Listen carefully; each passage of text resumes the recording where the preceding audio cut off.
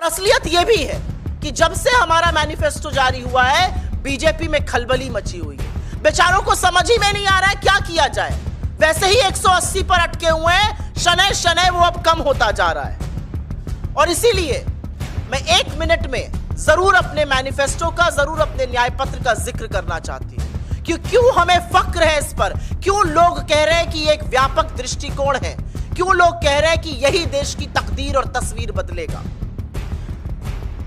हर उस समस्या का, चाहे वो बेरोजगारी हो, महंगाई हो, आर्थिक असमानता हो, गरीबी हो, भूखमरी हो, महिलाओं के खिलाफ अपराध हो, हर उस समस्या का जिसको देश ने 10 साल में झेला है, इस मैनिफेस्टो में पूरी तरह से समाधान है। युवा बेरोजगारी का दंश सह रहा है।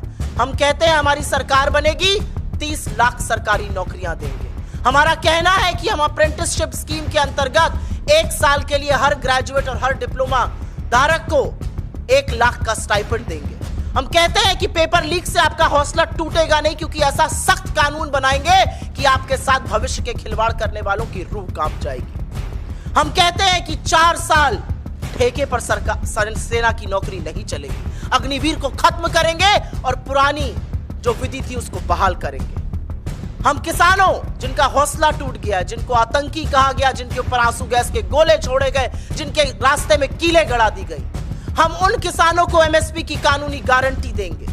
हम उनका कर्जा माफ करेंगे, 16 लाख करोड़ पूंजीपतियों का माफ नहीं करेंगे। हम उनके खेती को, उनके बीज को, उनकी खाद को, उनकी दवाई को, उनके खेती के उपक्रम को जीएसटी से मुक्त करेंगे।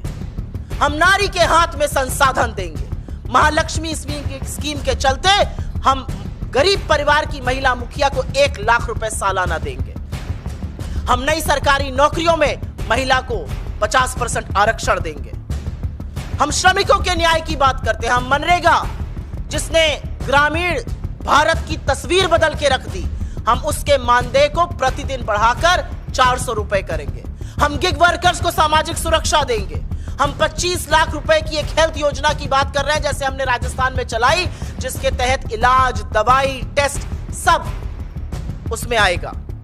हम हिस्सेदारी की बात करते हैं। हम कहते हैं कि गिनती करनी ही पड़ेगी, क्योंकि जब तक आप सामाजिक और आर्थिक सेंसस नहीं कराइएगा, नहीं पता चलेगा कि समस्या कितनी है। हम हाशिए पर दलित, शोषित, वंचित, आदिवासी, पिछड़े लोगों की भागीदारी सुनिश्चित करेंगे। हम पता करेंगे कि वो कौन गरीब जनरल कास्ट के भी लोग हैं जो दंश सह रहे हैं गरीबी का और जिनकी मदद होनी चाहिए। हम जंगल जमीन पर कानूनी हक देंगे लोगों को। वन अधिकार अधिनियम लागू किया जाएगा। हम आदिवासी बाहुल्य क्षेत्रों को अधिसूचित करेंगे। हम राज्यों की बात करते हैं। हम मोदी जी की तरह मुंह नहीं मोड़ लेते हैं। हम जम्मू कश्मीर को पूर्ण राज्य का दर्जा वापस बहाल किया जाएगा, ये कहते हैं। पांडिचेरी को, पुदुचेरी को पूर्ण राज्य का दर्जा देंगे। आंध्रा को विशेष राज्य का दर्जा मिलेगा। लद्दाख में आज भी लोग सड़कों पर आंदोलित है। वहां पर धारा 144 लगाकर इंटरनेट सस्पेंड करके दमन किया जा रहा है। हम 6th शेड्यूल ऑफ कॉन्स्टिट्यूशन का अमेंडमेंट कर लद्दाख की जनजातियों को उसमें इंक्लूड करेंगे।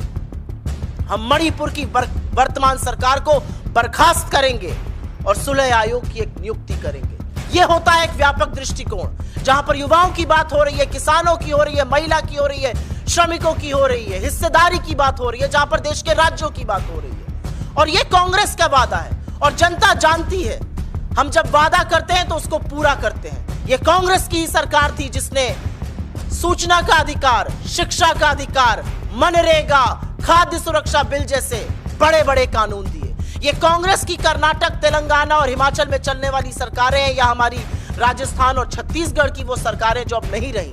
हमने जो कहा वो पूरा किया, चाहे वो गृह ज्योति हो, गृह लक्ष्मी हो, रायतू भरोसा हो, तमाम ऐसी चीजें। तो लोगों को भरोसा है कि कांग्रेस जो वादा करती है उसको निभाती है, क्योंकि ये कांग्रेस की गारंटी है, ये किसी का जुमला नहीं।